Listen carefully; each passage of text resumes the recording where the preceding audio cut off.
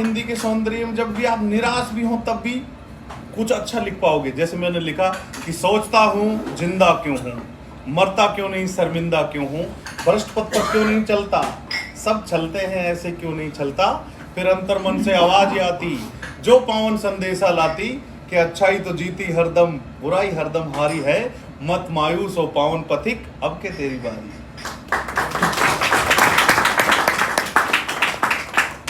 और लोग क्या करते हैं कि साहब सोचता हूं जिंदा क्यों हूं, मरता क्यों नहीं, शर्मिंदा क्यों हूं, नील गगन में उड़ ना पाऊं ऐसा लाचार परिंदा क्यों हूं, और जिन हाथों के मैल छुड़ाए उनकी नजर में गंदा क्यों हूं, और जिसको मैंने भाई समझा उसकी नजर में कंधा क्यों हूं। तो आपको कई बार यूज करते हैं सर लोग, तब लोगों को अपने को दोबारा उठना आना चाहिए।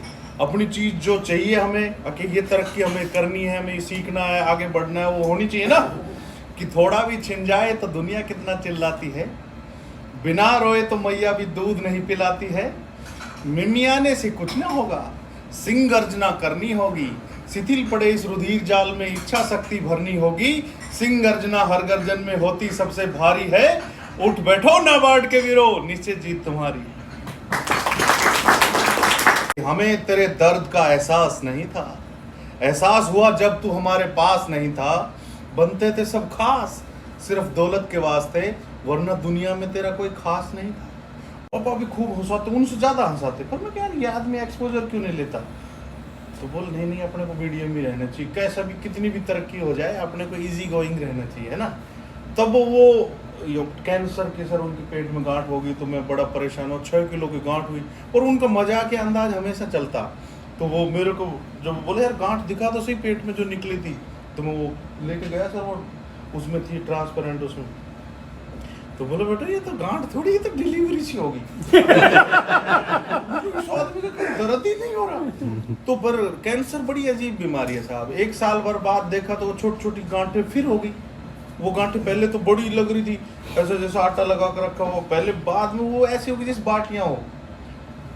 तो हमने दोबारा भी करवा दिया ऑपरेशन सर, तो दोबारा कर दिया तो मेरे को फिर बुलाया उन्होंने, बोले यार तू पिछली बार भी करा दिया, फिर आगे भी करा देगा, तू ऐसा कर चैन ही लगवा देना मेरे।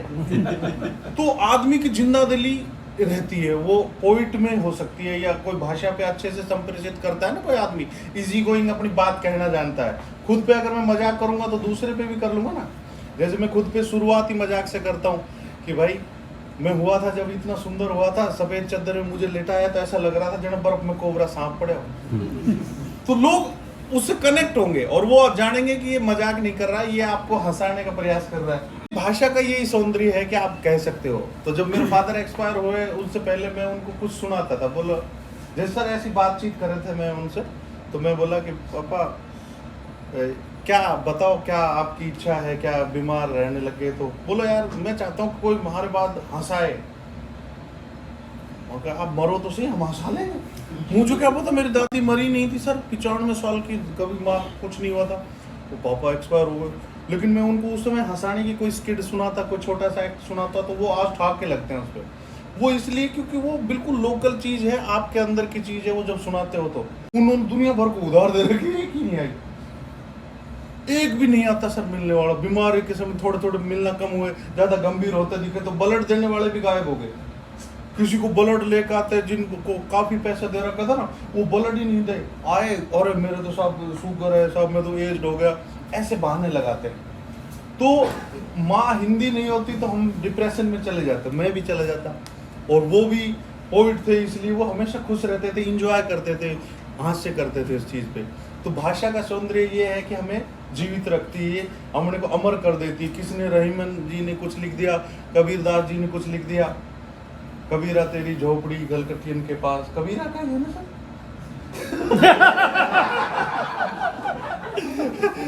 जो करेगा सो भरेगा, तू क्यों भय उदास है, रहीमन धागा प्रेम का मत तोड़ो चटका।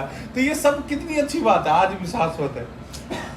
तो भाषा पे अगर पकड़ बनती है, हिंदी का जो सौंदर्य सुनने में कितना अच्छा लगता है, फिल्मी गाना है ना, कोई भी गाना देखो जो बीत गया है वो दौर ना आएगा। आधुनिक गाने लिखे हैं जिन्होंने, संतोष जी है हमारे, वो कवि सम्मेलनों में भी आते हैं। कि जो बीत गया है वो दौर ना आएगा, इस दिल में सिवा तेरे कोई और ना आएगा, तू साथ न दे मेरा चलना मुझे आता है, हर आग से वाकिफ हूँ जलना मुझे आता है। तो ये पोइट्री की शक्ति है, तो तालियां बजती हैं। लेकिन जब कोई मंत्र मुग्ध होकर सुनता है तो वो और ज्यादा खामोशी से सुना जाता है, मतलब उसका मतलब सुनने वाले का हार्ट प्योर है। इसलिए सुनाना पड़ता है और बताना भी पड़ता है और समझना भी पड़ता है। चाय लिया है भाई, कॉफी में दूसरी ला रहा है, खाना तो रिफ्रेशमेंट नहीं, बजट कम है क्या? चलो ठीक है, इसे करने दो एंजॉय भाई, ये भी ले ले, चल मैं चलता हूँ तेरे साथ, दोनों धोते हैं। ठीक है, तो इजी गोइंग रहना चाहिए। अपन अहम में रहते हैं, अकड़ में रहते हैं, तो मुर्दे में सबसे ज्यादा अकड़ होती है। तो हमें माँ इतनी बढ़िया पोएट्री कर रहा था, प्लेट बजा रहा था, तो पर कोई बार क्या है कि जो लिखता है ना उसको प्रेम हो जाता है अपने शब्दों से, उसमें डिस्टर्बेंस देखता है तो बड़ा उसको अजीब लगता है। लेकिन ये माहौल ऐसा बना रखा है लोगों ने, अपने को उससे अच्छे से सोचना चाहिए। डिपार्टमेंट में है भले ही सबकी बात माननी है, सिस्टम में भी चलना है, लेकिन अतिवाद नहीं होना चाहिए मैम, कहीं है ना, बिल्कुल पढ़े लिखे की तरह बिहेवियर होना चाहिए कि आपको देख के लोग कहें। अब मैं कहीं भी जैसे चला जाता हूँ तो लोग 5-5 किलोमीटर का यू टर्न लेकर आते हैं, और सर खड़े हैं, चलो वहाँ चलेंगे थोड़ी देर, चला के सर मेरा चालान कर दो तो मेरे को अच्छा लगेगा, मैं मिलना चाह रहा था आपको, नहीं तो कोई चालान के लिए तो बचता है सर। तो ये क्या होता है कि आपका ओरा होता है, आपका कैसी सोच है, आप लोगों के दिल तक कैसे जाते हो, है ना। तो ये जरूरी है साहब, अपने को बिल्कुल इजी गोइंग भी रहना चाहिए, क्योंकि हर तरफ लटकते चेहरे हैं, न जाने राज कितने गहरे हैं, मिलके चल नहीं पाते हैं 2 कदम, फिर भी जाने क्यों कदम कदम पे पहरे हैं, और कोई सुनता नहीं है क्या सारे के सारे बहरे हैं, मत मायूस हो दुनिया की रंगीनियों को देखकर, ये दौलत के फसाने हैं जो न तेरे हैं न मेरे। मेरे को ये भी बता देना सर कितना टाइम लेना है, 4:30 तो हो ही गया है ना, मुझे आलू भी ले जाना है। मुझे सिर्फ कभी नहीं, कभी की हालत खराब है, प्याज बहुत महंगी हो गई, जैसे जैसे पानी पड़ता है ये हालत खराब होती जाती है। चलो, तो मैं ये सोचता हूँ कि साहब जैसी पर्सनैलिटी है ना आपकी, उसको और ज्यादा विस्तार देना चाहिए। किसी को अपन बुलाते हैं तो आता नहीं है साहब, जब मर जाता है कोई तो अपने आप ही आता है कि बहुत बुलाया पर आया नहीं, वो इंसान आता तभी है जब बुलाया नहीं हो, अपने आप ही खबर जाती है फलाने की ये हो गया, तो अपने आप आते हैं। अहम में रहते हैं, कोई अकड़ में चूर रहते हैं, किस बात की अकड़ है साहब। जैसे मान लो कई लोग कहते हैं साहब आप पुलिस में हो, थोड़ा अकड़ के रहा करो। मैंने IAS के इंटरव्यू दिए थे, मैं तो IPS या IAS बनता, तो वो मैं नहीं बना, तो मेरी अकड़ उस समय भी नहीं रहती। अभी तो मैं सिंपल एक बीच किसी नौकरी में हूँ, पुलिस में तो इंस्पेक्टर तो दुनिया भर के हैं, लेकिन इलाके के मालिक होता है IAS IPS, पर वो उसको भी नहीं करना चाहिए, जितना सोबर होएगा उतना ही जनता अटैच होएगी। तो आप सबसे पहले दिलों को जीतने की कोशिश करो। माँ हिंदी यही काम देती है हमें कि दिल दरिया नहीं जो तैर कर आ जाओगे, दिल तो समंदर है उतरोगे तो डूब जाओगे।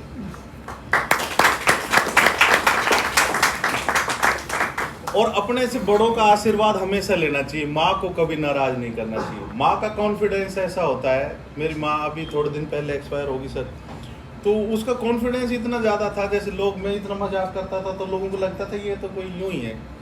तो जब भी कोई उसके पास जाता है, एक दो कभी मजाक में पूछ लेते, माँ तेरा लड़का करता क्या है, बोले जो मैं कह देती हूँ ना वही कर देता है।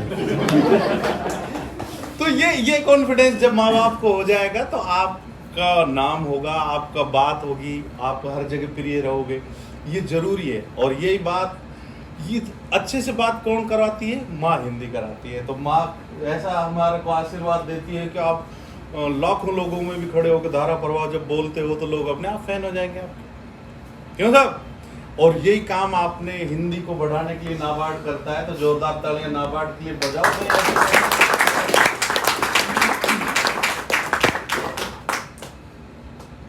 ये तो क्षेत्रीय कार्यालय है आपका, है ना, बड़ा कार्यालय, दौड़ धूम बना के हो रहे मुझे।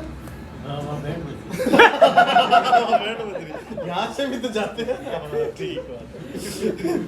चलो जगह जगह आजकल तो दूर दूर जाना पड़ता है। पहले गुजरात में गए थे है ना पिछली बार। चलो कोई बात नहीं, अपनों को वापस आना चाहिए। मैं आजकल ट्रैफिक के जो समझाता हूँ उनमें ह्यूमर के बिना नहीं समझते बच्चे सब।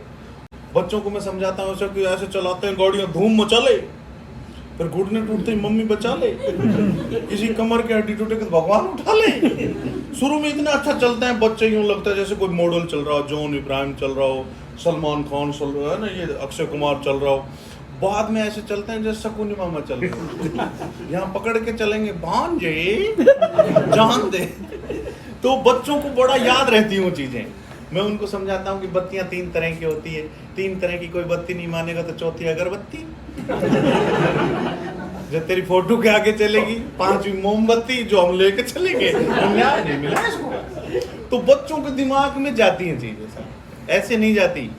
3 सवारी ज्यादा है, बिठलाए वो नादा है, जुर्माना भी सादा है, 2000 का नोट आधा है। तो बच्चों के दिमाग में वो चीज घर करती है। स्ट्रिप भी लगाते हैं तो ऐसे लगाओ, जरूरी इसलिए है कि स्ट्रिप का मतलब है ये हेलमेट तो दूल्हा हो गया, खोपड़ी दुल्हन होगी, स्ट्रिप लगाते हैं तो गठबंधन हो गया। तो दूल्हा बेवफा दूल्हा मुसीबत किसी भी छोड़ के नहीं भागे। सर ऐसे करते हैं बच्चों को मैं समझाता हूँ, भाई सीट बेल्ट नहीं लगाओगे तो आपका सिर लगेगा शीशे में, शीशा तोड़ते हुए, कई बार सर मजबूत होता है, शीशा तोड़ते हुए बाहर निकलोगे, लो मैं आ गया। उधर यमराज बैठे रहते बोनेट पे, आओ राजा, कुंदी मत खड़काओ राजा, सीधा ऊपर आओ राजा, अभी मरे हो ताजा ताजा। और सही कह रहे थे सर कि अभी बजा नहीं है बैंड और बजा।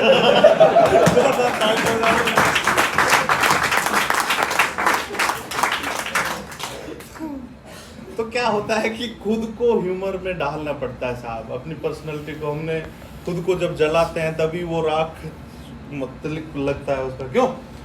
तभी जाके आप मस्तक पे आते हो जब आप पहले कुछ करते हो समाज के लिए।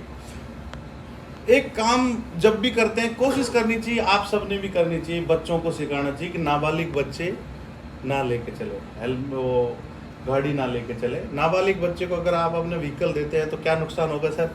एक तो फाइनेंशियल नुकसान होगा, 25,000 रुपये का आपको जुर्माना भरना पड़ेगा।